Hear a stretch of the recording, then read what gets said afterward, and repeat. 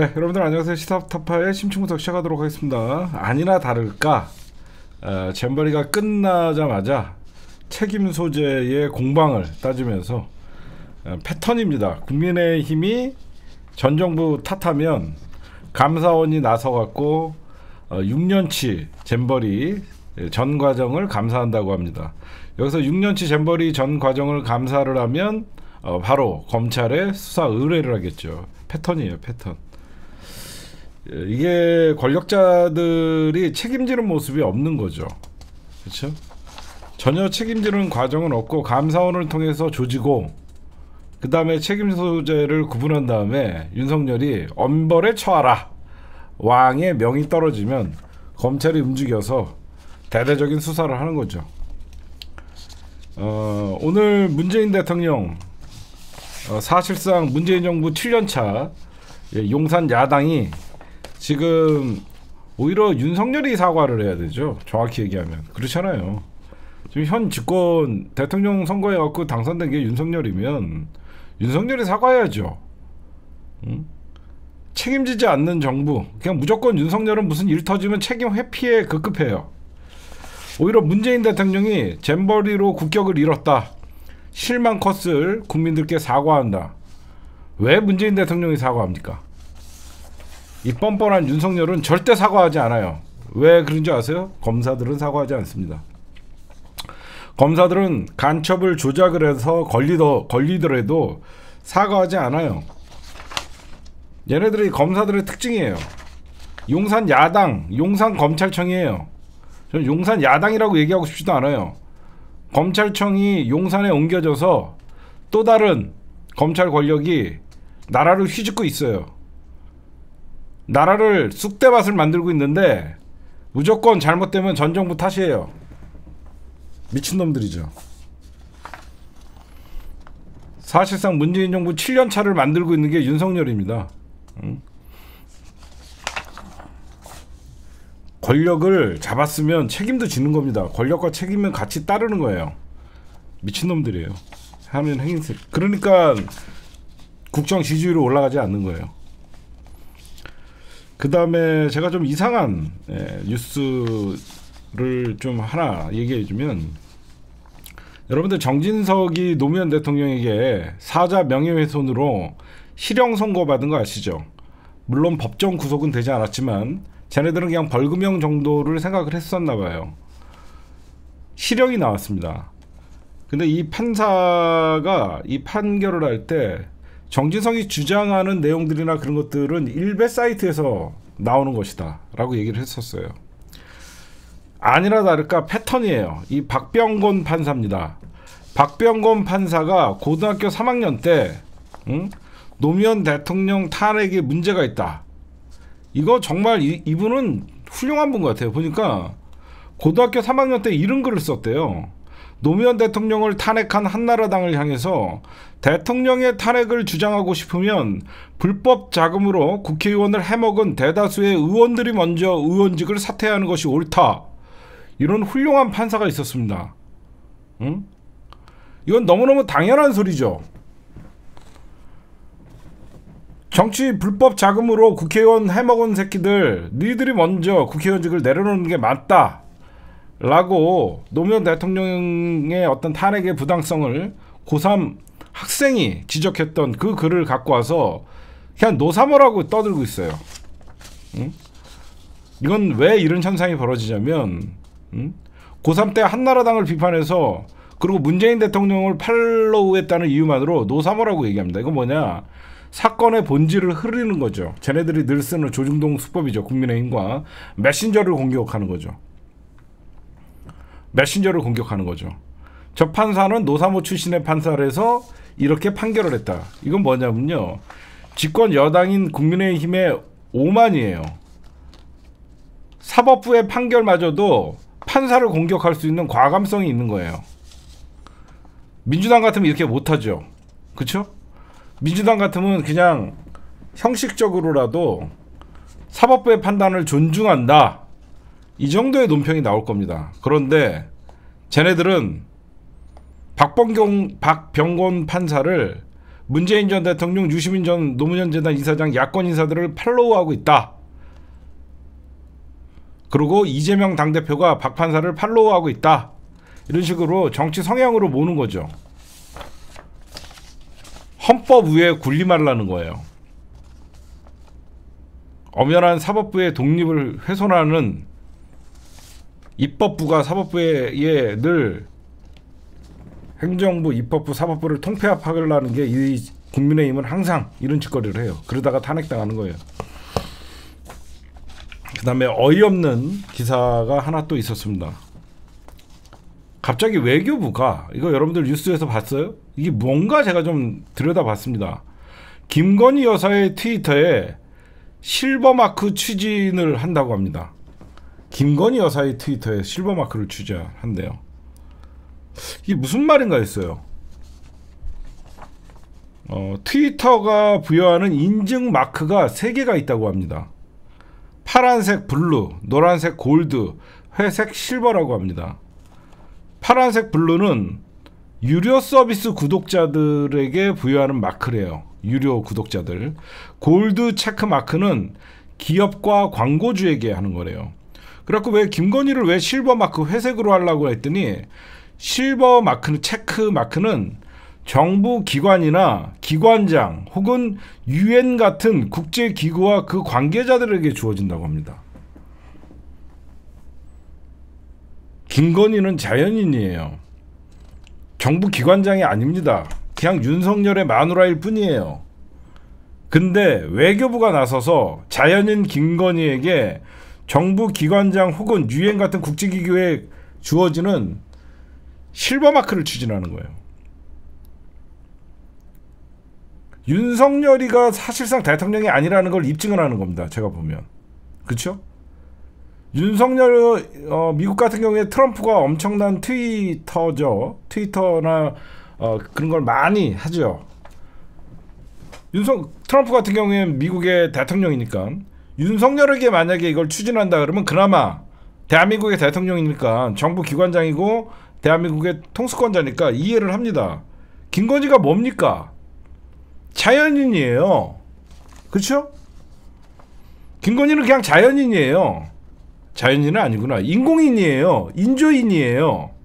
제가 죄송합니다. 김건희를 제가 자연인이라고 얘기했습니다. 인조인이에요. 김건희는. 에? 김건희는 인조인이었는데 굳이 정부 기관이나 국제기구에게 주어지는 이런 걸 왜 줍니까? 그렇죠? 사실상 김건희가 대통령이라는 거를 외교부나 여기 정부 행정기관들이 따라가는 겁니다. 만약에 바꿔서 생각해 봅시다. 문재인 정부에서 김정숙 여사가의 트위터를 정부 외교부에서 실버마크를 추진한다. 난리가 났을 겁니다. 이런 거 그냥 넘어가면 안 돼요. 민주당. 응? 절대 이런 거 그냥 넘어가면 안 됩니다. 외교부 현안 질의라도 해서라도 김건희 여사가 뭔데, 응? 정부 기관과 기관장 혹은 UN 같은 기구에 지어주는 실버마크를 추진했냐. 난리 쳐야 됩니다. 이거. 응? 그 다음에 오늘 저는 우리 교수님의 이 페이스북에 글을 보고 참 마음이 아팠습니다. 우리 조국 교수님이 애비가 인정해야 새끼 기소 유예할 수 있다 한 검찰, 조리 돌림한 후에 몰살. 저는 이거를 보면서 참 마음이 아팠습니다. 검찰이 지난 10일 날 우리 조민 씨를 부산대와 서울의학전문대학원에 허위 서류를 제출해 입학사정 업무를 방해한 혐의 허위 작성 공문서 행사로 불구속 기소한 바 있는데 이거를 기소를 했죠. 그렇죠? 불구속 기소를 했습니다. 오죽하면 나를 옛날처럼 남산이나 남영동에 끌고 가서 고문하길 바란다. 잔인하죠. 일제 순사들이 썼던 방법입니다. 일제 순사들이 독립운동가들 때려잡을 때 가장 쓰던 방법이 산에 숨어있는 독립운동가들을 산 밑으로 끌어내리기 위해서 마을에 살고 있던 사돈의 팔촌까지 다 학살을 했던 거예요. 그러면 자식을 인질로 잡아서 그만 죽이라고 하면서 독립운동가들이 투항했었어요. 일제 순사보다도 못한 악랄한 검찰입니다. 그들의 피는 일제의 DNA가 살아있는 거예요. 바로 그게 대한민국의 검찰이에요. 지금 사람들이 이거 우리가 그냥 넘어가고 있는데, 지금 해병 수사단장 있죠? 이거는 굉장히 중요한 사건입니다. 국방부 장관과 대통령실에서 이 사건을 덮으려고 그랬던 거예요. 그래서 박정훈 전 해병대 수사단장이 항명을 한 거죠. 이렇게 하면 제대로 진상을 밝힐 수 없다. 결국 수사 외압을 폭로한 거예요. 역사는 반복됩니다. 데자뷰가 그려져요. 10년 전에 저는 사람에게 충성하지 않습니다라고 외쳤던 자가 바로 윤석열입니다. 그래서 많은 사람들은 윤석열을 정의로운 검사라고 생각했던 적이 있어요. 그때는 윤석열이가 본인이 얘기했던 말이 지금 부메랑으로 돌아오는 겁니다. 윤석열도 수사 외압을 폭로했고 자기는 사람에게 충성하지 않는다고 했어요. 그럼에도 불구하고 지금 대통령실, 국방부 장관 수사 외압을 했습니다. 윤석열 씨는 당연히 성역 없는 수사를 해야 됩니다. 그렇죠? 대통령실도 성역 없는 수사를 해야 돼요. 이거는 민주당 아주 호재입니다. 응? 이거는 민주당이 이 박정훈 대령을 공익신고자로 만들어줘야 되고, 이 박정훈 대령 이 권력형 비리예요. 이건 그렇죠? 권력의 힘으로 수사를 외압으로 권력으로 찍어 누른 거예요. 이거는 민주당이 국정조사해야 되는 거예요. 진짜 중요한 겁니다. 이거 그렇죠? 아무도 진실을 지키려 하지 않으면 군인들 정치권 눈치 보는 정치 군인밖에 남아있지 않아요. 이런 군인들이 있어야지 목숨 걸고 전쟁이 나도 목숨 걸고 싸우는 겁니다. 이렇게 정치권 눈치만 보던 새끼들이 승승장구하고 진급하고 별달고 그러다 보니까 정치 군인들만 군대에도 남아있는 거예요. 응? 대대장 이상은 수사하지 마라. 이 말도 안 되는 수사 외압이죠. 뭐하러 해병대 수사단장에게 수사 지휘를 시킵니까? 응? 이 박대령을 집단 항명의 수괴로 처벌하는 것이 이게 바로 윤석열이 얘기했던 사람에게 충성하지 않는다는 바로 그겁니까? 말이 안 되죠. 응? 이거는 오히려 윤석열 정부가 국기문란행위예요. 응? 이거는 민주당이 진상조사를 위해서라도 군 사기를 위해서라도 그쵸? 이번에 민주당이 침묵하면요 박정훈 대령이 좋은 케이스가 될 수도 있고, 박정훈 대령같이 진실을 얘기했다가 당하는 거는 결국 힘없는 자들이다라는 교훈을 남겨주면 안 돼요. 얼마나 윤석열 정부의 군대뿐만 아니라 정치, 경제, 사회, 문화에 얼마나 많은 비리가 있겠습니까? 아무도 말을 하지 않습니다.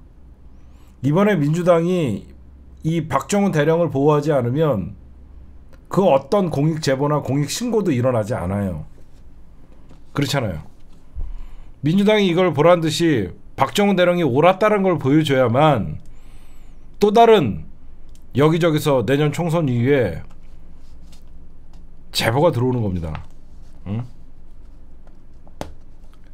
바른 말을 한 사람은 반드시 피해를 입는다. 이런 나쁜 선례를 남겨주면 안 돼요. 이거는 해병대만의 문제가 아니에요. 이거는 박정훈 대령만의 문제가 아니에요. 군의 사기도 있는 겁니다. 대통령은 군의 사기를 떨어뜨리려고 하지만 민주당이 실질적인 심리적 대통령 이재명이 나서야 돼요. 이거는 권력형 비리고 대통령실도 성역 없이 수사를 할 수 있도록 특검 또는 국정조사를 해야 됩니다. 나쁜 선례를 남기면 또 다른 범죄가 일어나는 거예요. 윤석열이 10년 전에 그랬잖아요. 본인은 사람에게 충성하지 않는다고. 사람에게 충성 안 하고 국가에 충성했기 때문에 이런 박정훈 전 해병대 사령관 같은 사람은 정의를 얘기한 거죠. 이런 사람들은 보호해줘야죠. 그 다음에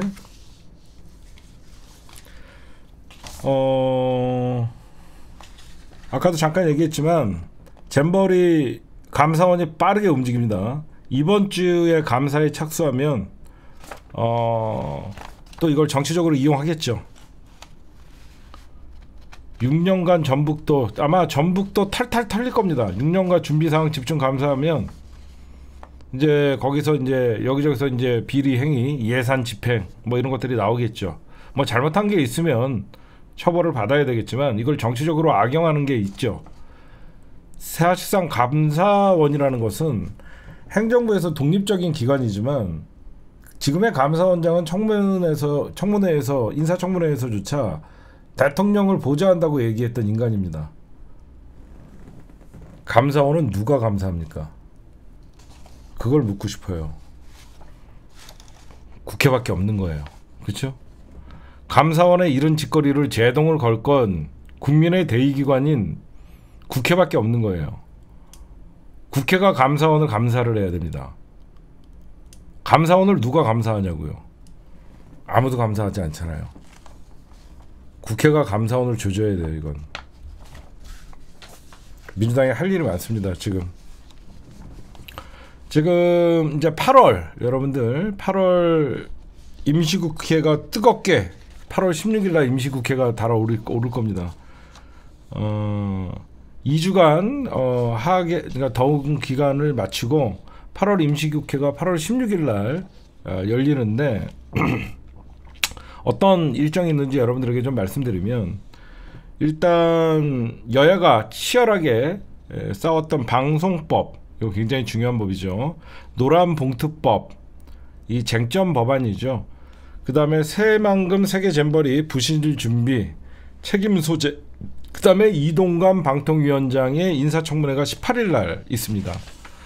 여러분들에게 예의 주시해야 될 날짜가 16일 날 행정안전위원회 전체 회의가 있어요. 그러니까 행안위 행정안전부 이상민 장관뿐만 아니라 차관 이런 사람들을 모아놓고 국회에서 따지는 겁니다. 전체 회의가 있어요. 16일 날. 그래서 여기서 이제 그 이상민이도 공동위원장이었잖아요. 진행사항이나 잼버리 그런 것들을 아마 민주당은 아마 포문을 잼버리로 열 겁니다. 그 다음에 25일 날은 뭐가 있냐면 김현숙 여가부 장관의 현안 질의 이날도 하이라이트가 될 것 같아요. 엉뚱한 소리 잘하잖아요. 위기를 기회로 삼는다 이런 개소리를 하고 25일 날 아마 현안 질의가 일어날 거고 이거는 민주당의 전략이죠. 16일 날 행정안전위원회 전체회의에서 잼버리 책임 소재 공방을 따지겠다.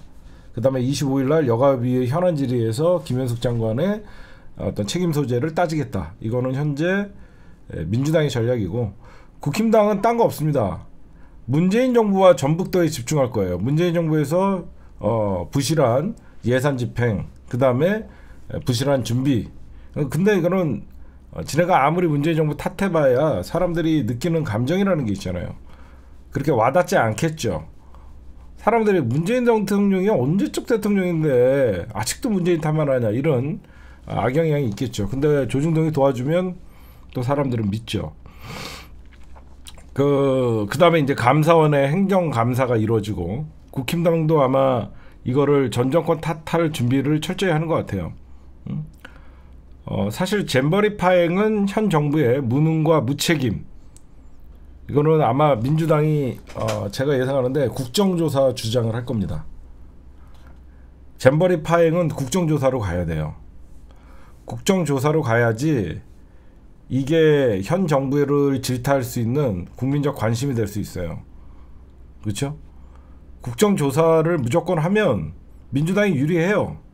그래서 아마 잼버리 파행의 책임, 무능과 무책임은 민주당이 국정조사 요구를 할 겁니다. 그래서 저는 아마 민주당이 밀어붙일 거라고 생각해요. 그 다음에 18일 날도 디데이입니다. 16일 날은 행정안전위 전체회의, 25일 날은 여가부 장관 현안 질의, 그 다음에 18일 날 여러분들 아시겠지만 이동관 방통위원장 후보자 인사청문회, 아마 이날도 가장 뜨겁게 붙을 겁니다. 언론 장악. 지금 여러 가지 이런 일정이 있고, 방송 3법 노란봉투법 개정, 지금 국힘당에서는 절대 불가. 방송 3법에는 여러분들 방송법, 방송문화진흥회법, 그 다음에 한국교육방송법 개정안, 이 개정안에 여러분들 잘 보면 현재 공영방송의 지배구조가 그거가 담겨져 있는 거예요. 공영방송 지배구조법이 여기 안에 담겨져 있어요. 그래서 왜 공영방송의 이사장이나 이사들을 임명하는데 국회가 그리고 정치권이 참여를 하냐. 그래서 보다 넓게 외부 인사들, 언론인들 뿐만 아니라 그런 게 포함되어 있는 거예요. 방송법과 방송문화진흥법에는. 당연히 국힘당은 언론 장악을 하는 입장에서 절대 반대를 하겠죠. 그래서 아마 민주당이 의석이 깡패죠. 이거는 통과시킬 겁니다. 민주당이 아마 이거는 의석수로 강행 밀어붙일 겁니다. 특히 방송법, 방송 3법이랑 노란봉투법은 민주당이 이번에 더 이상 물러설 데가 없기 때문에 의석수로 밀어붙일 겁니다. 그러면 쟤네들이 뭘 하냐? 그놈의 외구 긴말하는 거 있죠. 필리버스터, 외구 방해하는 것들, 필리버스터로 무제한 토론을 벌여 아마 의사 진행을 방해할 겁니다. 그 다음에 법적으로 권한쟁의 심판 뭐 이런 것들도 할 것이고, 그 다음에 최종적으로 민주당이 아마 본회의의 회부에서 의석수로 밀어붙이더라도 윤석열이가 제2 요구권, 즉 거부권을 행사할 거예요. 아마 쟤네들은 절대 방송법만큼은 내년 총선을 위해서 양보하지 않을 겁니다. 그래서 근데 저는 민주당 여기서 제가 이른 1년에 이제 8월 달에 국회 일정을 여러분들에게 좀 소개시켜 드렸지만, 좀 민주당이 여기서 좀 잘해야 돼요. 뭘 잘해야 되냐면, 잼버리 부실에 대한 파행의 무능과 책임을 물고 국정조사뿐만 아니라 대여 공세를 하려면 이 타겟을 여가부로 가면 안 돼요. 이 타겟을 윤석열 정부로 가야 되지, 여가부로 만약에 타겟을 잡는다 그러면 아마 민주당이 대치기 당합니다. 왜 대치기 당하냐면, 윤석열 정부에서 김현숙이는 일회용이에요. 그렇죠? 일회용입니다. 여가부를 폐지하기 위해서 여가부 장관을 임명하는 이런 상식 밖의 장관이에요. 여가부 장관이 여가부 폐지에 찬성하냐 그러니까 찬성한다고 얘기했던 사람입니다. 민주당이 만약에 여가부 장관 사퇴하라고 주장하면 국민의힘은 기다렸다는 듯이 여가부 장관을 경질할 거예요. 그럼 민주당 더 이상 카드가 없어지는 거예요. 민주당 요구 수용해서 윤석열, 김현숙 여가부 장관 경질, 이렇게 하면 국민의힘은 책임을 진 것 같은 모양새가 됩니다. 그렇죠? 한덕수를 날려야 됩니다. 알겠죠? 이거는 국무총리를 날려야 되는 거예요. 더 위 대가리를 잡아야 되는 겁니다. 그래서 제가 팁을 드리는 거예요. 국무총리를 물러나라고 요구를 해야 되는 겁니다. 왜? 모든 장관들을 본인이 직접 책임 총리라고 하면서 본인이 책임을 물어야 되는 거예요. 그래서 한덕수도 현장에 내려가고 그랬잖아요.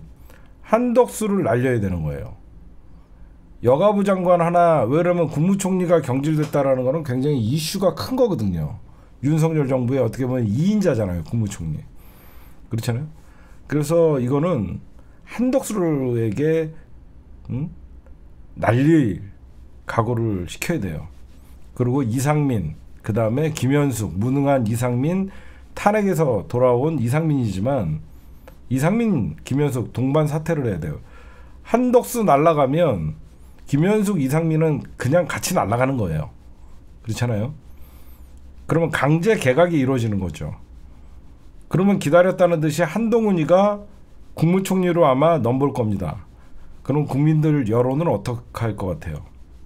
한동훈이가 국무총리가 된다는 건 뭔가 무게감이 없잖아요. 그냥 지네끼리 하는 것 같잖아요. 지금 여의도 정가를 보면 한동훈이가 내년 총선에 불출마한다는 소리가 파다합니다. 처음에는 출마 가닥으로 잡았다가 윤석열의 지지율이 나오지 않고 검사 공천에 대해서 굉장한 부담이 있는 거예요. 그래서 한동훈이가 국무총리 소리가 나오고 있는 겁니다. 이럴 때는 여가부 장관 날리라는 민주당이 오판을 하면 안 돼요. 한덕수가 책임지라고 해야 돼요. 여가부 장관 날리면 기다렸다는 듯이 날리고 여가부 폐지합니다. 여가부 폐지하면 20대 지지율 올라가겠죠.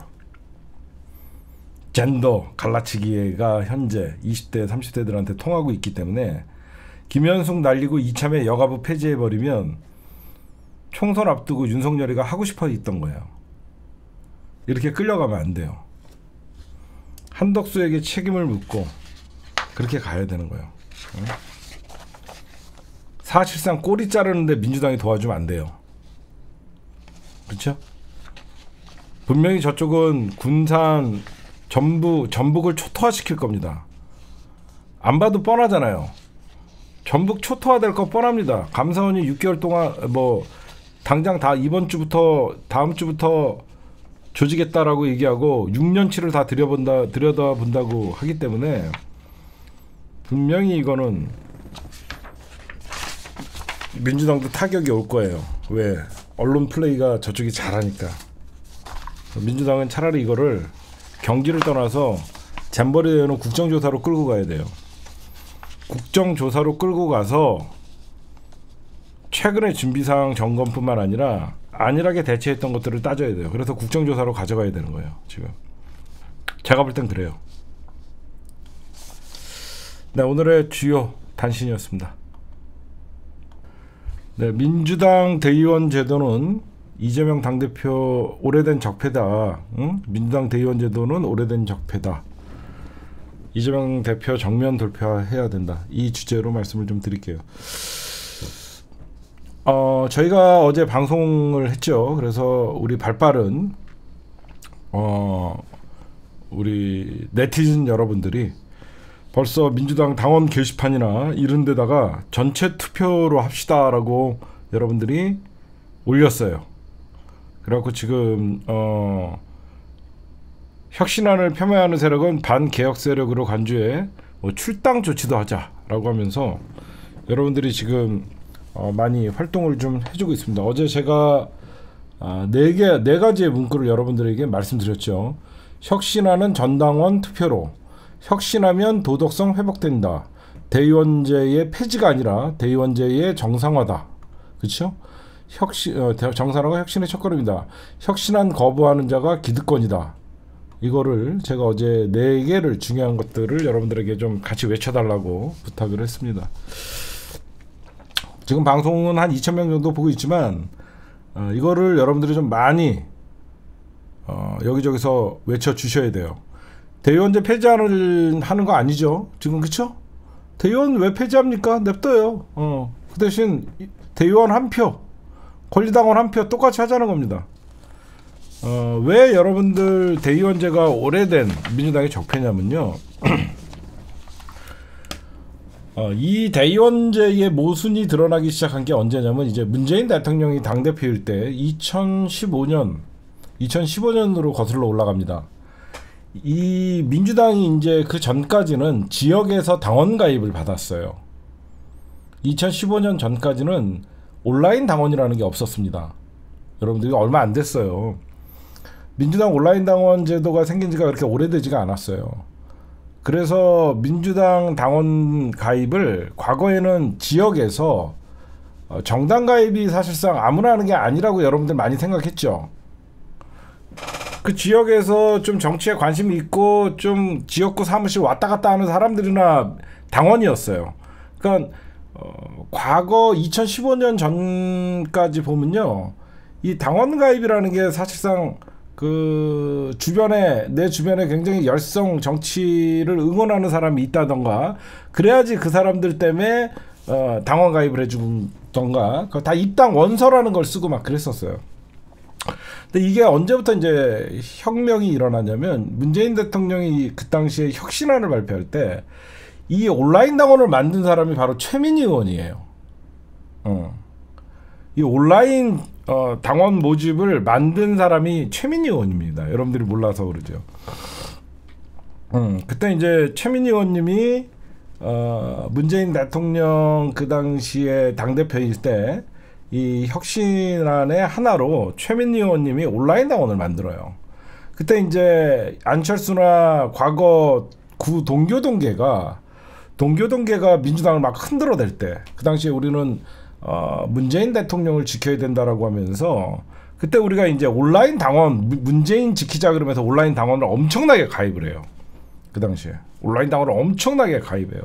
그 힘이 어디서 발휘가 되냐면, 문재인 대통령이랑 그 당시에 호남의 힘을 얻고, 그 당시에 보면 박지원이랑 여러분들 전당대회 붙기 전까지만 해도 문재인 대통령이 대세였잖아요. 문재인 대통령이 대세임에도 불구하고 박지원과 불과 2%밖에 차이가 나지 않아요. 그때 아마 기억하시는 분 있어요? 민주당 전당대회 때 호남 홀대론을 누가 퍼뜨렸냐면 호남 동교동계가 퍼뜨린 거예요. 조중동의 작업이 아니라 호남 동교동계와 조중동의 작업으로 친노 세력을 말살하기 위해서, 문재인이라는 대통령 후보를 날리기 위해서 호남 홀대론을 만들어서, 그 당시에 박지원이 어떤 짓을 했냐면, 박지원이 문재인은 대권을 가고 당권은 나에게 달라 이렇게 했었어요. 당권은 당대표에게, 대권은 문재인이 가라라고 하면서 사실상 공천권 휘둘르려고. 왜 그러냐면 2016년도가 총선 시간이었거든요. 2016년이 총선이었기 때문에 박지원이가 당권을 잡아야지 호남의 기득권 세력들이 그대로 호남 동교동의 김대중 대통령의 정신을 이어받지 못한 뿌리 깊은 호남 동교동계의 뿌리가 있었어요.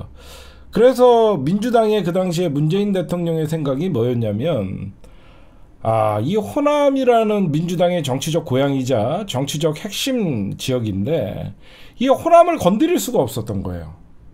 그렇잖아. 호남을 건드렸다가는, 왜냐면 그 당시만 해도 권리당원이 없었기 때문에 민주당에서 가장 대의원이 많은 게 바로 호남 지역이었던 거예요. 지금도 그래서 권리당원이나 여러 가지 분포를 보면 아직도 호남이 대의원이 제일 많아요. 호남 대의원이 제일 많습니다. 그래서 문재인 대통령이 이 호남을 건드릴 수가 없었던 거예요. 호남을 건드리면 이 대의원들이 그 지역구에서 그 지역 호남 정치인들과 짬짬이를 하면 이 힘을 발휘할 수가 없으니까. 그래서 민주당의 개혁을 정면으로 부딪혔던 게 바로 문재인 대통령이 온라인 권리당원, 온라인 당원 모집을 했던 거죠. 그래갖고 문재인 지키겠다고 그러면 한 100만 명이 입당을 합니다. 100만 명이 입당을 해요. 그래서 이제 각종 여러 가지 이제 온라인 당원이 그 대신 그거는 시대적 흐름이었어요. 흐름. 왜 그러냐면 이 대의원제라는 게 이걸 굉장히 과거에 모순된 제도였어요. 이게 우리가 인터넷이나 이런 SNS가 발달되지 않았을 때 너무 많은 지금 민주당원은 한 500만 돼요, 여러분들. 거기에서 회비내는 권리당원이 뭐 120만이라는 소리도 있고 250만이라는 소리도 있고 그러는데 민주당원은 한 500만 명 돼요. 근데 거기서 이제 너무 많은 사람들에게 체육관에 500만 명이 다 모여갖고 선거를 할 수는 없잖아요. 그렇죠? 전당대회 같은 거 할 때 민주당 당원 500만 명이 전부 모여갖고 할 수 없으니까 대의원 제도를 과거에 만들었던 겁니다. 좀 여러분들에게 설명을 해주는 거예요. 500만 명이 다 모일 수가 없으니까 이 대의원 제도, 그러니까 당원을 대표를 해서 대리 투표를 해주는 대의원 제도를 만든 거죠. 그래서 그 당원들의 그 지역의 당원들의 추천으로 대의원들을 뽑은 거예요. 그래서 그 대의원들이 한 16,000명 정도가 되죠. 그 16,000명 정도의 대의원이 몰려다니면서, 그래서 2015년 전까지만 해도 민주당 전당대회 때 하면 버스 숫자를만 봐도 알아요. 어느 지역에서 버스가 몇 대가 왔다, 어느 지역에서 버스가 몇 대가 왔다, 그 버스 숫자를만 봐도 이번에 당대표 누가 된다, 그런 것들을 알 수가 있었던 거예요. 그런데 이제 2015년에 이제 온라인 권리당원 시대가 되면서 이제 어마어마한 숫자가 늘어나기 시작했죠. 어마어마한 숫자. 그러면서 이제 권리당원의 어떤 당원이 주인이다라고 하면서 외치니까 권리당원의 비중이 늘어나니까 그때 이제 뭐 30%, 40% 어떤 전당대회 때 민주당이 이제 온라인 정당화 되고 나서 권리당원에게 어떤 포지션을 준 거죠. 현재는 40%.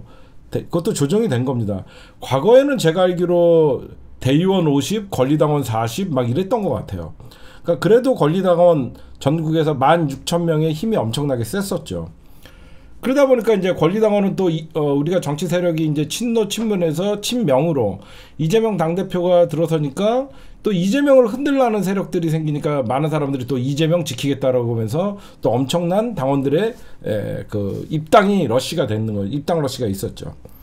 그래서 입당 러시가 있다 보니까 아무리 권리당원이 늘어도 대의원의 비중이 뭐 40%, 50%, 지금은 30%죠. 지금 권리당원 40, 대의원 30. 그러니까 16,000명과 200만 명이 거의 반영 비율은 10%밖에 안 되는데 거의 16,000명의 선거가 권리당원들의 뭐 80대 1 이렇게 돼버린 거예요. 우리가 지금 아무리 권리당원 많이 가입해도 점점점 표의 등가성만 올라가는 상황입니다. 그렇죠? 만약에 오늘 민주당의 권리당원이 입당을 해서 6개월간 회비를 낸 사람들이 이제 그 기간을 채워서 100만 명이 늘어났다라고 생각합시다. 지금 권리당원은 계속 늘어나는 추세거든요. 왜 그러냐면 과거에 6개월 이상 당비를 낸 사람들이 권리당원이 되니까. 지금 어떤 분들은 뭐 4개월째 납부하시는 분들이 있고 5개월째 납부하시는 분들은 지금 그분들은 평당원이에요. 6개월 이제 그 기간을 채운 분들은 권리당원의 자격을 주는 거예요. 그래서 권리당원은 계속 늘어나는 겁니다, 여러분들. 평당원이 권리당원으로 전환되니까. 그래서 이제 권리당원은 늘어나죠. 그런데 그 대의원이라는 포지션, 16,000명에 대한 포지션은 줄어들지 않죠. 그러니까 표의 등가성은 계속 올라갈 수밖에. 등가성이라는 것은 대의원 한 표가 지금은 뭐 70대 80대 1이다 이렇게 나는데 좀 있으면 100대 1이 돼요. 그렇죠? 근데 이런 제도가 왜 생겼는지는 제가 서두에 말씀을 드렸죠. 민주당이 2015년 전, 지금 어떻게 보면 민주당은 모든 선거를 이제 온라인 선거하잖아요. 지난 전당대회 때도 대의원제 투표나 권리당원 투표나 온라인을 통해서 했단 말이에요. 현장 투표 대의원들만 아마 현장에서 했고 나머지 권리당원 투표들은 다 온라인에서 이미 민주당은 온라인 시스템이 갖춰져 있어요. 이게 전 세계적 추세고요. 그러니까 굳이 민주당의 권리당원이 뭐 500만 명이 되고 만약에 그러니까 300만 명, 400만 명이 된다 그래서 그분들이 굳이 체육관에 모일 필요가 없다는 거예요. 어떻게 보면 민주당의 대의원제는 수년간 유지되고 있는 악법이에요. 악법. 과거에 온라인이라는 이 시대 전에 만들어졌던 악법이 아직도 유지되고 있는 거예요. 시대가 바뀌었는데 시대가 바뀌면 그 시대의 흐름에 따라서 바뀌어야 되는데 그래서 당원들은 늘어나죠. 그 당원들의 목소리가 전달될 수 있게끔 해달라고 하면서 지금 김은경 혁신안이 바로 대의원과 권리당원의 표를 1대1로 하자는 겁니다. 그렇게 되면 대의원 플러스 권리당원, 현재 대의원 30, 권리당원 40이니까 둘이 합치면 70%가 되는 것이죠. 거기에다가 국민 여론조사 30%를 넣자는 거예요. 이게 혁신안입니다. 그렇죠? 근데 잘 생각해 보세요. 돈봉투 사건 왜 일어났는지 잘 생각해 보세요. 돈봉투 사건이 왜 일어났습니까? 권리당원이 대의원보다 10%의 더 많은 표의 어떤 반영률이 있지만 권리당원 100만 명에게 돈을 어떻게 돌립니까? 100만 명에게 식사 대접을 어떻게 다 합니까? 그냥 16,000명에게 그 16,000명을 거느리는 또 지역마다 그런 사람들에게 그 사람들이 누구냐? 바로 민주당에서 국회의원들. 그렇죠? 국회의원, 그 다음에 지역위원장, 배지 달지 않은, 국민의힘이 배지를 달고 있는 그 지역은 지역위원장이라고 하죠. 현직 국회의원과 지역위원장, 그리고 민주당의 당직자들, 그 다음에 지역의 대의원들, 핵심 당원들, 이 사람들이 이 16,000명만 꼬시면 모든 민주당의 전당대회에서 승리를 할 수 있는 구도예요. 지금 그런 구도예요. 그냥 민주당의 이 대의원들은 들러리 서고 어디 버스 안에서 오늘은 누구 찍어야 됩니다 그러면 뭔지도 모르고 그냥 갖고 누구 찍으라면 그 지역에서 누구한테 몰표를 줘야 됩니다 그러면 누구한테 몰표를 줘요. 그 지역에서 90명이 됐던 100명이 됐던. 이게 무슨 말이냐면 만약에 전해철이가 이번에 당대표에 나온다 그러면 전해철이가 여기저기 지역위원장만 딱 꼬시면 그 버스 안에서 우리 지역은 오늘 당대표 전해철 뽑습니다 라고 통보를 하면 이미 버스 안에서 누구를 찍기로 약속을 하고 그 대의원들은 버스를 타고 오는 거예요.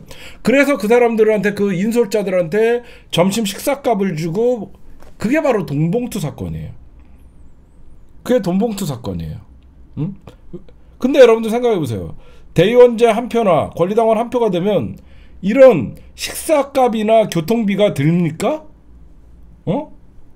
필요 없죠. 식사값이나 대의원 한 표밖에 안 되는데 16,000명 꼬셔봐야 100만 명이 넘는 권리당원을 어떻게 다 교통비랑 식사값을 꼬셔요. 그래서 대의원제의 어떤 표의 등가성 조정 문제는 민주당의 오래된 적폐예요. 응? 과거 온라인 시대 전에 만들어냈던 그 문화를 자기네들의 기득권을 유지하기 위해서 아직도 폐지하면 안 된다라고 맞서고 있는 거예요. 응? 나 하나 묻고 싶어요. 민주당 민주정당이라며요. 대통령도 직선으로 뽑는데 민주당의 국회의원 공천이나 경선을 왜 당원들이 참여를 못하게 합니까? 말도 안 되는 거 아니에요? 민주정당이잖아요. 그래갖고 민주당이잖아요. 그래서 우리가 민주당을 응원하잖아요. 지금 대통령도 직선제인데 하물며 국회의원 공천이나 경선에 당원들 대신 대의원 표들을 지금 권리당원들은 여러분들 경선에 참여를 못합니다. 더 웃긴 거 아시죠? 현재 민주당의 당원 당규에 따르면 컷오프라는 게 있어요. 예를 들어서 최고위원 컷오프, 당대표 컷오프에는 권리당원들의 목소리가 들어가지 않아요. 그냥 민주당 중앙위에서 컷오프를 결정합니다. 이런 구태적이고 이런 모순적인 게 어디 있습니까? 우리는 중앙위에서 컷오프 시키고 예선 통과한 사람들을 가지고 당원들에게 투표를 시키는 거예요. 그러니까 이게 왜 문제냐? 중앙위가 누구냐? 민주당 현직 국회의원들, 지역위원장들, 그 다음에 여러 가지 그 단체장들, 이런 사람들이 모여갖고 사전에 자기네들이 누구 명단 딱 돌리면 신인 정치인들이 최고위원에 도전을 하거나 그럴 수가 없어요. 그쵸? 이 중앙위에서 미리 사전에 민주당 권리당원들이나 민주당 당원들은 저 사람은 꼭 최고위원회에 들어가야 된다라고 하는데 저 사람은 정치적 기반이 없어. 이미 그 사람은 본선에 올라오기도 전에 예선에서 중앙위에서 컷오프를 시켜요. 지금 현재 민주당 당원 단계에 따르면 이거를 바꾸자는 거예요. 기존에 있던 것을 바꾸자고 할 때 그 개혁이나 혁신에 반대하는 사람들은요, 어제도 잠깐 말씀드렸지만 자기네들이 가진 게 많아서 그런 거예요. 우리가 늘 그러잖아요. 잃을 게 없는 사람들은요 전혀 이런 변화가 두렵지 않은 겁니다. 이게 바뀌는 순간 개파 정치가 사라집니다. 굉장히 중요한 일이에요. 왜 민주당 대의원제의 표를 1로 만드는 순간 개파 정치가 없어져요. 이거 진짜 중요한 혁신입니다. 생각해 보세요. 개파 자기네끼리 짬짬이 해갖고 야 니네 지역구 대의원 우리 지역구 대의원 합치면 몇 명이냐 500명 1000명 숫자 막 세갖고 야 이번 당대표 누구 밀자. 그럼 거기서 개파 정치에 힘이 발휘되는데 이제 대의원이 표가 1루 되고 권리당원 표가 1루 되면 당심에 따를 수밖에 없는 거예요. 그쵸? 당원들의 민심에 따를 수밖에 없는 거예요. 그러면 자연스럽게 개파 정치가 정리가 되는 거예요. 이런 대의원 제도는 결국 민주당의 개파 정치에 오래된 이 썩어 빠진 적폐들을 양산하는 수단으로 써야했다는 거예요. 응? 사람들이 얘기하지 않는데 이 재의원 제도의 1대1 이 표를 1로 줄이는 순간 민주당 개파 없어져요. 전부 이재명 뒤에 줄 쓸걸? 그렇지 않아요? 그래서 반대하는 거예요. 이재명을 인정하고 싶지 않은데 대의원제가 이 표의 등가성이 1대1로 조정되는 순간 이재명을 반대하면 당원들이 지지를 안 하니까 그 어떤 선거도 이길 수 없는 거예요. 그래서 대의원제가 굉장히 중요한 혁신안이에요. 여러분들 이해하시죠? 이게 단순히 당원의 목소리를 들으라는 게 아니라 대의원제의 표의 등가성만 1대1로 줄이는 순간 개파 정치가 사라져요. 그래서 대의원제의 이 모순된 대의원들의 표의 어떤 값어치죠. 여러분들 왜 대의원들을 그렇게 구워 삼고 자기 사람으로 만들려고 할 것 같아요? 그만큼 값어치가 있어서 그런 거예요. 근데 만약에 이제 대의원도 한 표가 되는 순간 어때요? 지역에서 대의원이나 권리당원이나 이제 값어치, 대의원의 값어치가 떨어지는 거죠. 그렇죠? 어? 그렇잖아.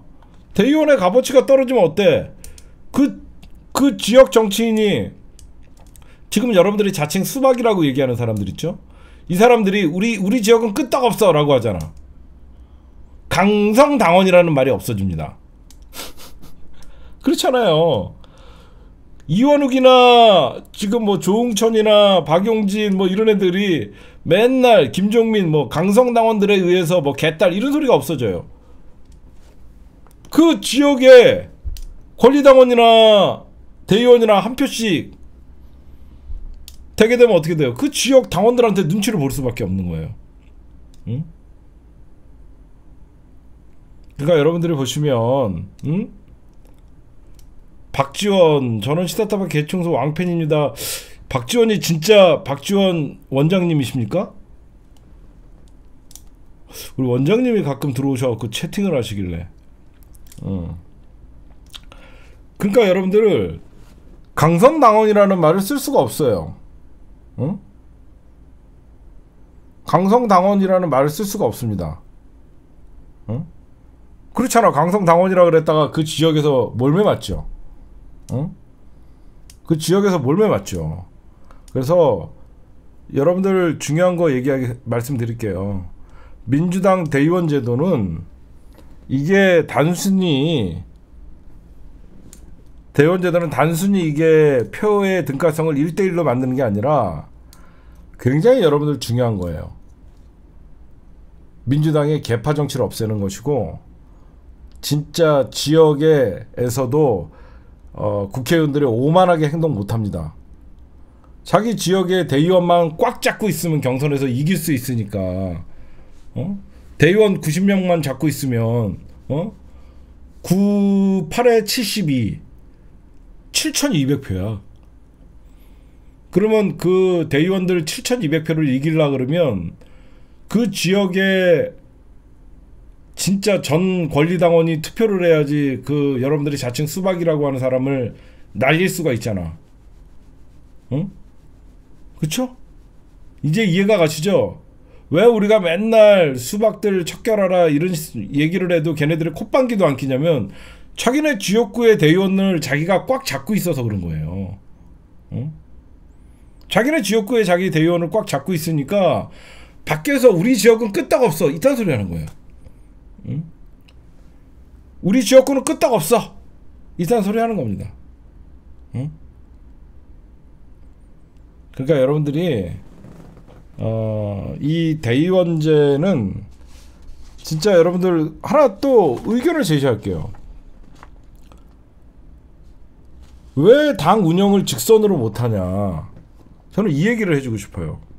얼마나 당원들이 두려우면 당 운영을 당원들이 전당원 투표로 붙이자고 하는데 이것도 못하는 정당이 무슨 민주정당입니까? 그쵸? 아니 대통령도 직선제로 뽑고 국회의원들도 우리가 직선제로 뽑는데 왜 민주당은 당 운영을 어떤 중요한 사안들을 왜 전당원 투표에 못 붙이냐고. 응? 이런 것들이 굉장히 모순이다. 여러분들이 여러가지 대의원제의 모순에 대해서 제가 여태까지 설명해 드렸고, 지금부터는 어떤 게 또 중요하냐면요, 이제 이재명 당대표가 17일날 백현동 특혜 의혹으로 구속영장을 청구를 할 겁니다. 검찰이 여러분들 이재명 당대표 그냥 괴롭히려고 소환하는 거 아니죠? 각오해야 돼요. 검찰을 절대 믿으면 안 됩니다. 검찰이 이재명 당대표 간보려고 귀찮게 하려고 소환하겠습니까? 아니에요. 소환하고 영장 치려고 소환하는 거예요. 그렇죠? 소환한 다음에 영장 치려고 소환하는 거예요. 그러면 당연히 이재명 당대표는 불체포 특권을 스스로가 얘기를 했고, 지금 이재명 당대표는 마지막이라고 생각해야 돼요.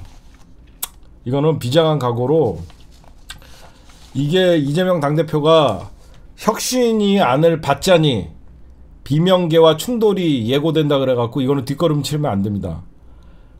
이거는 이재명 당대표가 다음을 위해서라도 이재명 당대표가 이거는 정면 돌파해야 돼요. 저는 그렇게 봐요. 이재명 당대표가 모든 걸 걸고 이 혁신안을 정면 돌파해야 돼요. 그러면 만약에 비명계, 그러니까 통합이냐 혁신이냐, 응? 둘 중에 하나죠. 혁신이냐 통합이냐. 만약에 김은경 혁신안 대의원제 표로 1대1을 민주당 최고위에서 만약에 이걸 만들지 못하면 당원들이 이재명 당대표에게 실망을 할 거고, 만약에 이재명 당대표가 모든 걸 걸고, 저는 이재명 당대표가 예전에 저한테 얘기한 것도 있지만 나는 다음 대선에 꼭 내가 대통령 후보로 나가야 된다는 생각을 하지 않는다라는 얘기를 한 적이 있어요. 이재명 당대표는 다음 좋은 정치인을 위해서라도 이번에 혁신안을 통과를 시켜야지 이재명 당대표한테 기회가 와요. 진짜로. 이번에 이거를 만약에 이재명 당대표가 뒷걸음 치면 다음도 없어요. 이건 다음도 없습니다. 이번에 그러면 제가 좀 생각을 해봤어요. 내가 이재명이라면 어떻게 할까? 뭔가를 던져야 되죠. 험지 출마. 험지 출마나 또는 내년 총선 불출마라는 배수진을 치고, 총선 불출마는 좀 그렇고, 제가 볼 때는 저는 이재명 당대표가 솔직히 개인적으로는 종로에 나갔으면 좋겠어요. 종로에 나갔으면 좋겠습니다. 종로에서 종로 대권 후보의 어떤 레벨도 맞게 이낙연이 버리고 간 종로를 탈환한 이재명 멋지지 않아요? 그쵸? 응? 용산도 괜찮고 의미가 있잖아. 이낙연이 버리고 갔더니 우리가 뺏겼잖아. 응? 이낙연이 버리고 가갖고 지금 전 감사원장 걔 누구죠? 전 감사원장 걔가 지금 하고 있잖아. 응? 지금 현재 걔가 나오겠죠. 걔 이름 뭐죠? 이름 까먹었다. 아, 최재형. 지금 최재형 전 감사원장이 종로 지역구를 갖고 있잖아요. 그래서 저는 이재명 당대표가 종로 출마가 굉장히 의미가 있다고 생각해요. 그래서 국힘당의 지역구인 종로를 이낙연이 버리고 간 종로를 이재명이 탈환하면 당연히 대권 후보의 면목이 몫이 쓰고, 그리고 누구도 욕하지 않을 거 아닙니까? 응? 그래서 지금 근데 이게 만약에 여러분들 대의원제가 1대1로 가려면 여러 가지 절차가 까다롭습니다. 대의원제를 축소하려 그러면 가장 중요한 게 당 지도부가 일단 찬성을 해야 돼요. 근데 당 지도부는 이재명 당대표의 결단이면 되죠. 그 다음에 국회 상임위원장들, 시도당 위원장들, 당 소속 시도지사 100명 이하로 구성된 집행국인 당무위가 있습니다. 당무위. 민주당에는 당무위라는 게 있어요. 이 당무위에서 당원 당규를 개정을 합니다. 과연 이게 될까? 당 지도부, 국회 상임위원장, 시도당 위원장, 당 소속 시도지사, 지자체장 그 구성이 100명이에요. 그 100명으로 구성된 합의기구가 민주당이 어떻게 보면 이 최고 집행기구예요. 당무위가 당원 당규를 개정을 해야 돼요. 그래서 저는 이재명 당대표가 지금 정치적 승부수를 던질 때다. 저는 생각을 해요. 지금은 비명계의 요구를 들어서 통합은 그건 진정한 통합이 아니죠. 지금의 비명계는 이재명을 인정하지 않거든요. 이재명만 없으면 나는 공천을 받을 수 있다라는 생각밖에 없는 애들이기 때문에 지금 비명계와 타협은 없어요. 제가 보면. 그러면 어떻게 하냐? 이재명도 정치적 승부수를 던져야 되죠. 내년 총선 불출마 선언을 한다든가 아니면 내년 총선에 험지 출마, 저는 종로 출마했으면 좋겠어요. 종로를 출마한다든가 여러 가지 정치적 승부수를 던져서 비명계의 잡음을 제거를 하고 사실상 대의원제와 권리당원의 표의 1대1의 표 등가성을 날려야 된다라고 정면 돌파해야 된다고 생각해요.